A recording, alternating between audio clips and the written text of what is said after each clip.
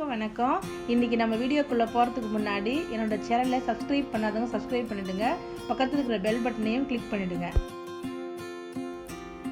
இன்றைக்கி செய்ய போகிற டிஷ்ஷு சிம்பிளாக டேஸ்ட்டாக ஒரு மட்டன் குழம்புங்க. அது எப்படி செய்யலாம், அதுக்கு என்ன பொருள் தேவைன்னு பார்க்கலாம். இப்போ அடுப்பில் குக்கர் வச்சுருக்குறேங்க. அதில் ஒரு 1/4 கிலோ மட்டன் நான் க்ளீன் பண்ணி வச்சுருக்கிறேன். இப்போ இந்த மட்டனை குக்கரில் சேர்த்துடலாம்.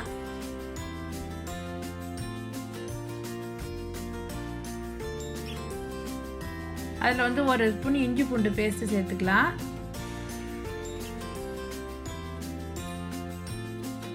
அரை ஸ்பூன் மஞ்சத்தூள்,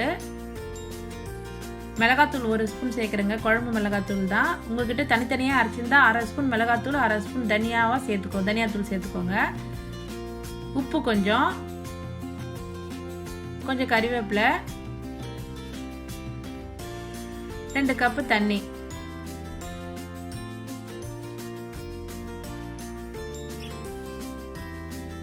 இப்போ மூடி போட்டுடலாங்க. மூடி போட்டு ஒரு 5லேருந்து ஒரு 6 விசில் நம்ம கறியை வேக வச்சிடலாம்.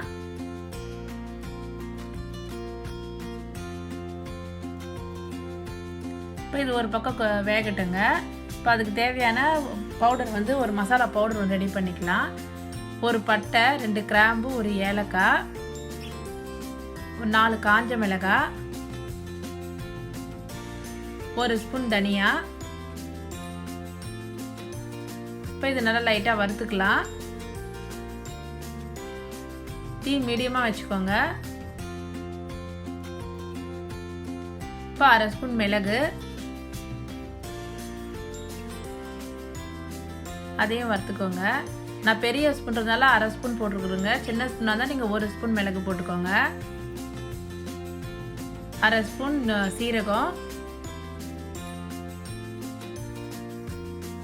1 ஸ்பூன் சோம்பு போட்டு நல்லா வறுத்துக்கலாம். தீ ஸ்லோவில் வச்சு வறுத்துக்கோங்க.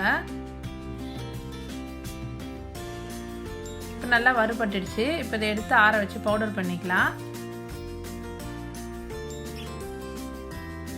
இப்போ அடுப்பில் ஒரு பேன் வச்சுருக்கேன். அதில் ஒரு 3லேருந்து 4 ஸ்பூன் ஆயில் விடுறேன்.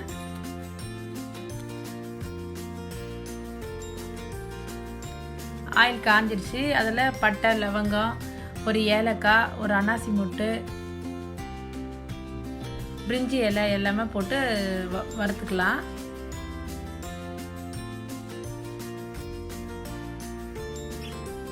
ஒரு வெங்காயம், பெரிய வெங்காயம் பொடியை கட் பண்ணி வச்சுருக்கேன். அதையும் சேர்த்து நல்லா வதக்கலாம்.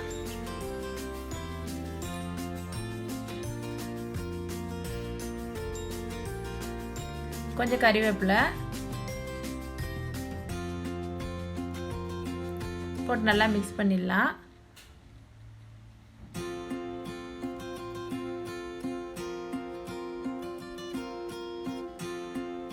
ஒரு அரை ஸ்பூன் இஞ்சி பூண்டு பேஸ்ட்டு.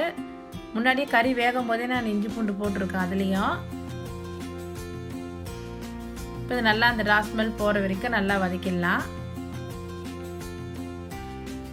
தக்காளி, பெரிய சைஸ் தக்காளி 1 பொடியை கட் பண்ணியிருக்கேன். அதையும் போட்டு நல்லா வதக்கலாம். ஒரு பச்சை மிளகாய் அதை கட் பண்ணி போடுறேன்.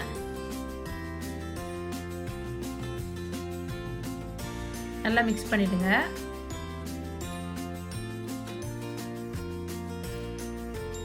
இது நல்லா மிக்ஸ் ஆகிடுச்சு, நல்லா வதங்கிடுச்சு. இப்போ அந்த வறுத்த பொடி பண்ண அந்த மசாலா பவுடர் இதில் சேர்த்துடலாம். சேர்த்து இதையும் நல்லா மிக்ஸ் பண்ணிவிடுங்க.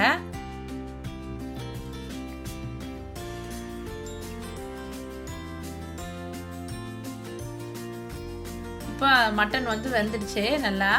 நான் ஒரு 5 விசில் வச்சுருந்தேங்க. பாருங்க நல்லா வெந்திருக்கு கறி.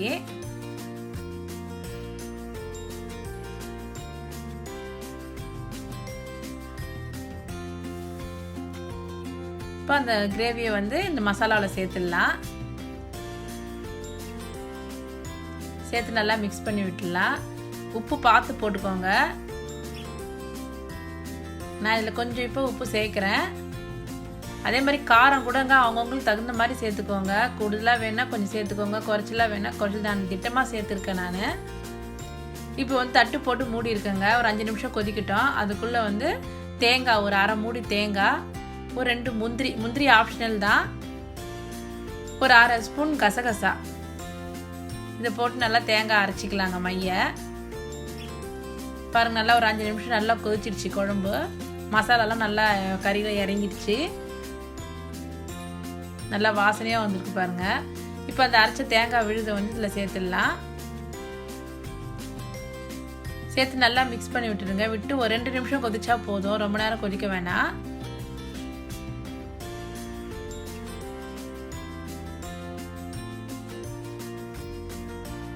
தட்டு போட்டு மூடி வச்சிடலாம். ஒரு 2 நிமிஷம் கொதிக்கட்டும்.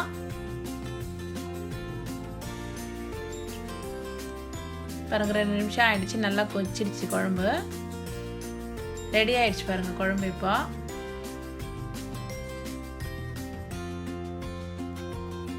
கொஞ்சம் மல்லித்தழையே தூவிடலாங்க. இப்போ குழம்பு ரெடி.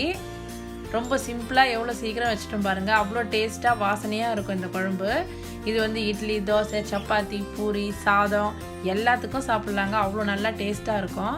இந்த குழம்பை நீங்கள் செஞ்சு பாருங்கள். பிடிச்சிருந்தா கீழே கமெண்ட் பண்ணுங்கள், லைக் பண்ணி ஷேர் பண்ணுங்கள். நன்றி.